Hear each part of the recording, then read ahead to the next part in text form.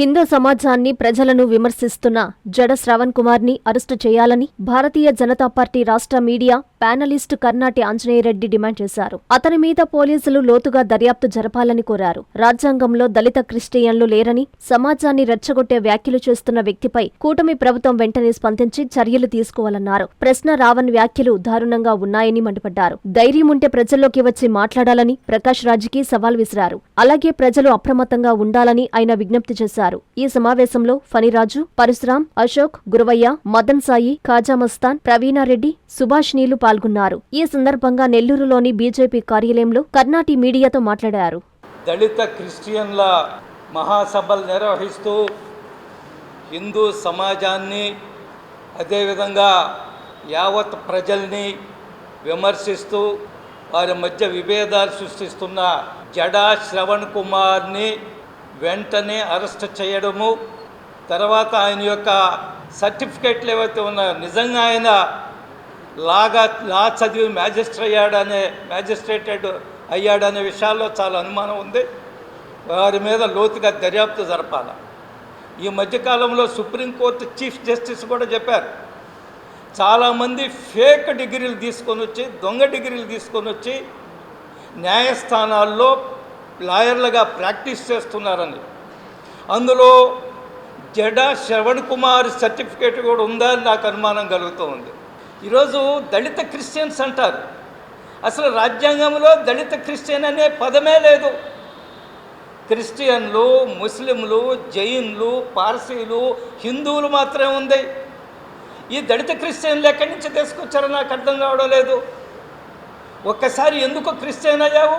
హిందూ మతంలో, హిందూ సమాజంలో అసమానతలు ఉన్నాయి, ఇక్కడ మాకు సరైన గౌరవం లేదు, మమ్మల్ని దేవాలయాల్లోకి ప్రవేశించనీయడం లేదు, మమ్మల్ని ఇళ్లలోకి రానివ్వడం లేదని ఒక సాకు చెప్పి క్రిస్టియన్ మతంలో అందరూ సమానమే, ప్రపంచవ్యాప్తంగా ఈ క్రిస్టియన్ మతం ఉంది, ఎక్కడా వివక్ష లేదని చెప్పి మీరు క్రిస్టియన్గా మారారు. అది మీ ఇష్టము. కొన్ని సందర్భాల్లో ప్రలోభ పెట్టి మతం మారుస్తున్నారు, అదొక విషయం అయితే, కానీ స్వచ్ఛందంగా మీరు క్రిస్టియన్ మతంలోకి వెళ్ళిన తర్వాత మీరన్నీ వదిలేసుకున్నట్టే. కుల వ్యవస్థ ఎక్కడుంది? హిందూ సమాజంలోనే ఉంది. కుల వివక్ష మీరు ఎక్కడుందని చెప్తున్నారు? హిందూ సమాజంలో కుల వివక్ష ఉందని ఆరోపణ చేస్తున్నారు. కాబట్టి మీరు ఇంకా నేను దళిత క్రిస్టియన్ని అని క్లెయిమ్ చేసుకున్న హక్కు మీకు ఎక్కడది? అసలు ఏ విధంగా మీకు హక్కు ఉంది? అందుకనే ఈరోజు దళిత క్రిస్టియన్ల పేరుతోటి సమాజంని రెండుగా చీల్చి రెచ్చగొట్టడానికి ప్రయత్నం చేస్తున్న జడా శ్రవణ్ కుమార్ విషయంలో ఆయన మాట్లాడుతున్న మాటలు చూడండి. ఎవరిని ఒక రాజ్యాంగ పదవిలో ఉండే డిప్యూటీ స్పీకర్ని పట్టుకొని పంది అంటాడు, ఆయన్ని కోసేస్తానంటాడు. ఇంకొక అతను అమరా ప్రసాద్ తెలంగాణలో ఎస్సీ నాయకుడు, అతను స్వయంగా చెప్తాడు నేను హిందువులని చెప్తాడు, హిందువుల్లోనే కులం ఉందని చెప్తాడు. ఆయన్ని పట్టుకొని నువ్వు ఆంధ్రప్రదేశ్కి వస్తే 2 కాళ్ళు ఎరగొడతాను, ముక్కలు ముక్కలుగా కోసేసి ఓళ్ళకి పంచుతానంటాడు.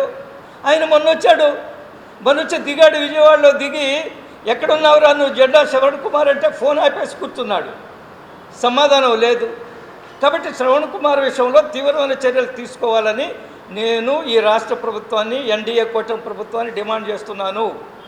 ఈ దేశంలో అందరూ సమాన హక్కుదారులు, క్రిస్టియన్లు, ముస్లింలు, జైనులు, పార్సీలు అందరూ కూడా ఈక్వల్ స్టేక్ హోల్డర్స్ ఈ దేశంలో అందరికీ సమాన అవకాశాలు ఉన్నాయి. మరి మతం మారారు మీరు. నేను అనేక సంవత్సరాలు నేను చూస్తున్నాను, సౌత్ ఆఫ్రికాలో అనేక సంవత్సరాలు తెల్లవారు నల్లవారిని అణగదొక్కారు, స్కూల్స్కు రానివ్వడం లేదు. మనం అనుకుంటాం కదా భారతదేశంలో ఎస్సీ ఎస్టీలను అవమానపరిచారని, ఇంతకంటే భయంకరంగా అసలు అక్కడ తెల్లవారిని స్కూల్లోకి రానిచ్చేది లేదు, నల్లవారిని స్కూల్లోకి రానిచ్చేది లేదు. వారు ఏమయ్యారు? వారు ఎవరన్నా ఎప్పుడన్నా విన్నామా? సౌత్ ఆఫ్రికాలో వర్ణ వివక్షతకు పాల్పడ్డారు కాబట్టి ఫలాని వ్యక్తి మతం మారాడని మనం సౌత్ ఆఫ్రికాలో ఎక్కడన్నా విన్నామా? 100 సంవత్సరాలు అణిచివేయబడ్డారు అక్కడ నల్ల జాతి వారు. కానీ వారు క్రిస్టియన్లు ఎప్పటికీ ఒక్కరు కూడా మతం మారలేదు. మమ్మల్ని అణిచేశారు కాబట్టి మతం మారుతామని. కానీ ఈ దేశంలో ఏమిటి? మాకు వివక్ష ఉంది కాబట్టి మేము మతం మారుతామని చెప్తున్నారు. మారొచ్చు, మాకు ఎవరికి ఏం అభ్యంతరం లేదు. కానీ మతం మారి అక్కడికి పోయి హిందూ సమాజంలో ఉండే ప్రయోజనాలన్నీ పొందుతాం మేము, మాకెక్కడ కూడా వివక్షత ఉందంటాం అసలు అర్థం లేదు కదా అది. అక్కడ క్రిస్టియన్లో రెడ్డి క్రిస్టియన్లు ఎవరన్నా అంటుంటారా ఎవరన్నా? లేదా కమ్మ క్రిస్టియన్ అన్నారా? నాయుడు క్రిస్టియన్ అన్నారా? లేదా బలిజ క్రిస్టియన్ అని ఎప్పుడన్నా విన్నావా? కానీ ఈ దళిత క్రిస్టియన్ ఏమిటి? ఎందుకు ఈ దళిత క్రిస్టియన్? అందువల్ల ఈ సమాజంలో ఈ రెచ్చగొట్టే వ్యవహార శైలి ఏదైతే ఉందో దాన్ని కూకట వేళతో సహా పెకిలించేయాలా. ఒక ఆయన కొత్తగా రావణ్ అని ఆయన వచ్చాడు, తెలంగాణ ఆయన. ఎంత భయంకరంగా మాట్లాడుతున్నాడు అతను, ఎంత అసభ్యంగా హిందూ సమాజం మీద ఎంత తప్పుడు ప్రచారం దుష్ప్రచారం చేస్తుంటాడు, తప్పుడు మాటలు మాట్లాడుతుంటాడు. అనేక కేసులు పెట్టారు. ఇప్పుడు ఆయన ఉపా చట్టం కింద లోపలేస్తున్నారు. చాలామంది వాక్ స్వాతంత్రం లేదంటున్నారు. వాక్ స్వాతంత్రం ఉంది ప్రతి ఒక్కరికి, బట్ రీజనబుల్ రెస్ట్రిక్షన్ ఉంటుంది. దేనికైనా కానీ రీజనబుల్ రెస్ట్రిక్షన్ ఉంటుంది. దేనికైనా ఒక పరిమితి ఉంటుంది. నాకు నోరు ఉందని వీధులు లేకపోయి బూతులు తిట్టడానికి లేదు. నాకు నోరు ఉందని ఎవరినంటే అట్ట మాట్లాడడానికి లేదు. నాకు వాక్ స్వాతంత్రం ఉందని వచ్చిన వాళ్ళు ఇష్టం వచ్చినట్టు, నీ ప్రత్యర్థులు ఇష్టం వచ్చినట్టు మాట్లాడడానికి లేదు. రీజనబుల్ రెస్ట్రిక్షన్ ఉంది వాక్ స్వాతంత్రానికి కూడా. చాలా స్పష్టంగా రాజ్యాంగ సభలో చాలా లోతుగా చర్చ జరిగింది.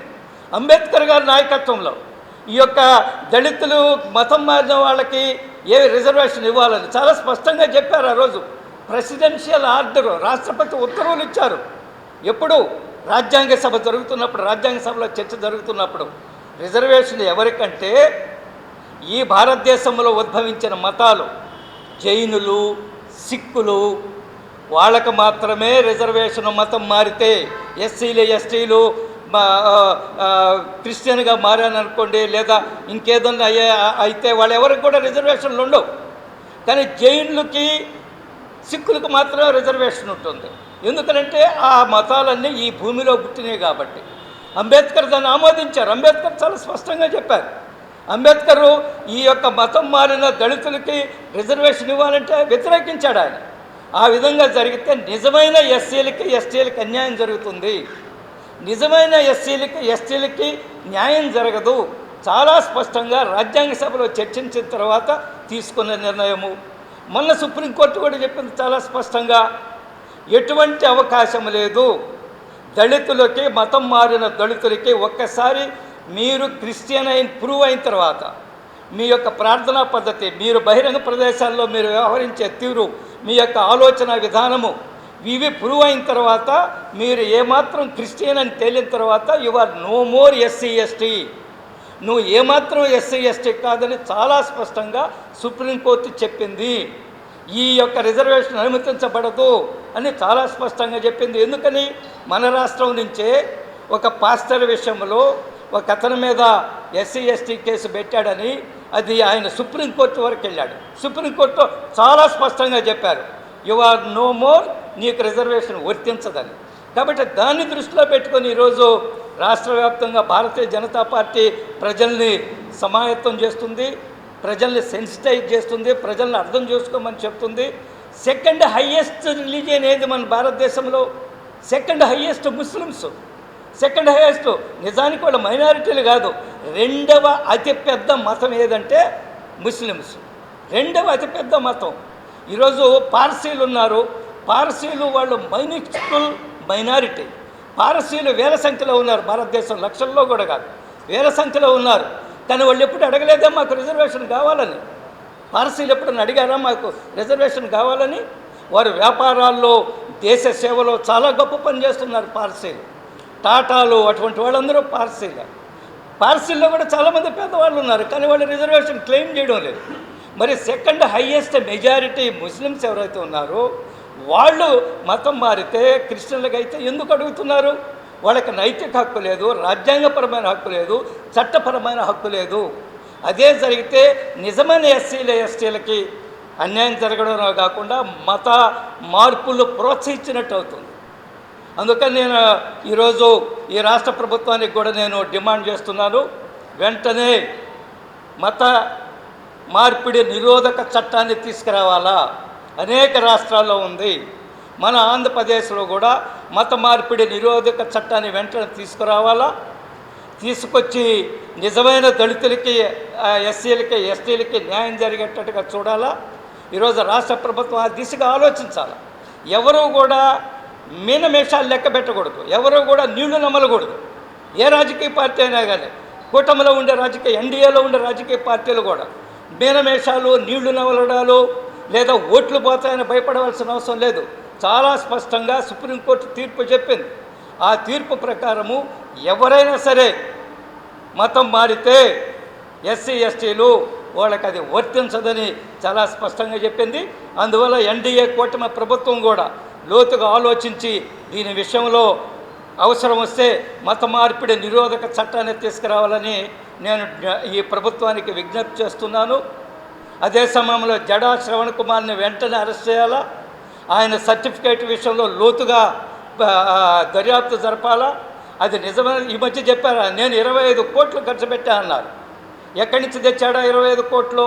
ఎవరికి అర్థం కావడం లేదు. ఆయన ఎందుకు మ్యాజిస్ట్రేట్ బాధ్యత నుంచి వచ్చేసాడు, ఆయన ఎందుకు మ్యాజిస్ట్రేట్ రిజైన్ చేశాడో ఆయన పబ్లిక్గా ఇప్పటి వరకు చెప్పలేదు. నేను 25 కోట్లు ఖర్చు పెట్టాడు. మొన్నటి వరకు ఏదో మాట్లాడుతుండే, ఈరోజు నేను వచ్చే ఎన్నికల్లో వైసీపీ కోసం పనిచేస్తానంటాడు. వైసీపీ కోసం ఆయన యొక్క రాజకీయ ఎజెండా ఏందో అర్థమైపోయింది కదా. జగన్మోహన్ రెడ్డి కోసం నేను పనిచేస్తానంటున్నాడు. జగన్మోహన్ రెడ్డి ఎవరో తెలుసు కదా, ఆయన రాజకీయ ఎజెండా ఏమిటో అర్థమైపోయింది కదా జడా శ్రవణ్ కుమార్ది. అందువల్ల మిస్టర్ శ్రవణ్ కుమార్ నోరు తగ్గించుకో, మర్యాదగా ఉండే రాజకీయాల్లో సభ్యత నేర్చుకో, సంస్కారం నేర్చుకో, ఇష్యూస్ మీద మాట్లాడు. ప్రశ్నించడానికి ఎవరికి అభ్యంతరం లేదు, ఎవరైనా ప్రశ్నించవచ్చు. Anybody can question. ప్రశ్నిస్తేనే మనకి సమాధానం వస్తుంది. మనం కురుక్షేత్ర సంగ్రామంలో అర్జునుడు శ్రీకృష్ణుడిని వందలాది ప్రశ్నలు వేశాడు, వందల ప్రశ్నల మీద ప్రశ్నలు, అన్నిటికీ శ్రీకృష్ణుడు సమాధానం చెప్పాడు. మనందరికీ తెలుసు భూమి ఆకర్షణ శక్తిని కనుక్కున్నది ఎవరు? న్యూటన్ భూమి ఆకర్షణ శక్తిని కనుక్కున్నాడు. ఆయన ఒక చెట్టు కింద పడుకో ఉన్నాడు, ఆయన యాపిల్ చెట్టు దగ్గర. యాపిల్ టక్కన తెగి కింద పడింది.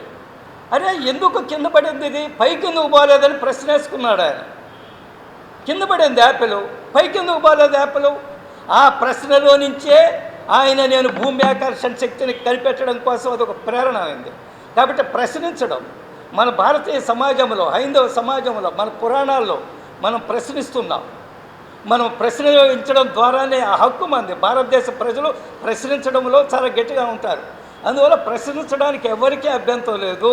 కానీ ప్రశ్నించే పేరుతోటి బూతులు తిట్టడము, దూషించడము, ఒక మతాన్ని మెజారిటీ మతస్థుల యొక్క మనోభావాన్ని దెబ్బతీయడము, దీన్ని తీవ్రంగా పరిగణించాలా. ఈరోజు సోషల్ మీడియా పేరుతోటి చాలా చండాలంగా పెడుతున్నారు. వాళ్ళందరినీ కూడా నోటీసులు ఇచ్చి స్టేషన్ దాకా తీసుకొచ్చి మళ్ళీ వదిలేస్తున్నారు. అది సమంజసం కాదు, చట్టాలు మార్చాలి. సోషల్ మీడియాలో ఎవడైనా సరే అసభ్యంగా వ్యక్తిగత దూషణ, మహిళల మీద దూషణ చేసిన వాడిని జైల్లో వేసి నాన్ బెయిలబుల్ కేసు పెట్టాలి, వాడి మీద జైల్లో వేయాలి. కానీ ఇప్పుడు ఏం జరుగుతుంది, వాడు ఏం తిట్టినా పర్లేదు, అక్కడ నోటీస్ ఏదో ఇస్తారు, పోలీస్ స్టేషన్కి తీసుకొచ్చి వాడిని వదిలేస్తున్నారు. ఎన్డీఏ కూటమి ప్రభుత్వం కూడా అవసరం వస్తే చట్టాలను మార్చి ఈ సోషల్ మీడియాలో అసభ్యంగా వ్యవహరిస్తున్న వాళ్ళందరికీ గుణపాఠం చెప్పాలని నేను ఈ సందర్భంగా కూటమి ప్రభుత్వాన్ని కూడా విజ్ఞప్తి చేస్తున్నాను. రాష్ట్రంలో మతాల మధ్య కుట్రబెట్టి రావణ్ చేసింది ఏంది? అదే కదా. ఆ రావణ్ అనేవాడు ఆయన యొక్క రాసలీలలు బయటకు వస్తున్నాయి. ఇప్పుడు ఆయన ఏమేం చేశాడు, మహిళల విషయంలో ఎంత అసభ్యంగా ఆయన ఫోన్ తీసుకొని ఫోరెన్సిక్ పంపిస్తే అన్ని విషయాలు బయటకు వచ్చాయి. వాడు ఎంత దుర్మార్గుడు అని. అసలు రావణేంది? రావణని పేరు పెట్టుకోవడంలోనే హిందూ సమాజాన్ని అవమానించడం కోసం పెట్టుకున్నాడు. వాడి పేరు ఏదో జోసఫ్ చౌదరి అట. Joseph Chowdary is from Chowdary community. నువ్వు రావణని పెట్టుకోవడంలోనే ఉద్దేశం ఏంటి? హిందూ సమాజాన్ని అవమానించడమా? ఆయన మీద అనేక ఆరోపణలు, అనేక విషయాలు కూడా బయటకు వస్తున్నాయి. సమాజాన్ని విచ్ఛిన్నం చేయడం కోసం, సమాజాన్ని చీల్చడం కోసం ఈ జడా శ్రావణ్ కుమార్, రావణ్ అనే వాళ్ళందరూ కూడా ప్రయత్నం చేస్తున్నారు. వీళ్ళందరికంటే ఒకడున్నాడు, ఇంకొకడు ప్రకాష్ రాజ్. వాడు ఎక్కడుంటాడో, ఎక్కడ గుర్తు ఏం మాట్లాడతాడో ఎవడికి తెలియదు. ఈరోజు ప్రకాష్ రాజ్ కూడా బెయిల్ మీద బయటకు వచ్చి ఉన్నాడు. ఆ ధర్మస్థలి విషయంలో ఆయన మీద ఆరోపణలు వస్తే బెయిల్ మీద ముందు అందరికంటే ముందు ఈ ప్రకాష్ రాజుని బొక్కలు వేయాలని డిమాండ్ చేస్తున్నారు. ఎంత అవమానకరంగా మాట్లాడతాడు. రావణ్కి మద్దతు ఇస్తానంటాడు, జడా శ్రావణ్కి మద్దతు ఇస్తానంటాడు. నీకు ధైర్యం ఉంటే వచ్చి వాళ్ళతోటి మీటింగులకు పాల్గొ మిస్టర్ ప్రకాష్ రాజ్. నీకు ధైర్యం ఉంటే ఎక్కడెక్కడో ఉండి నీ ఇష్టం నోటికొచ్చిన మాట్లాడడం కాదు, పబ్లిక్లోకి రా, ఏం జరుగుతుందో తెలుసుకో.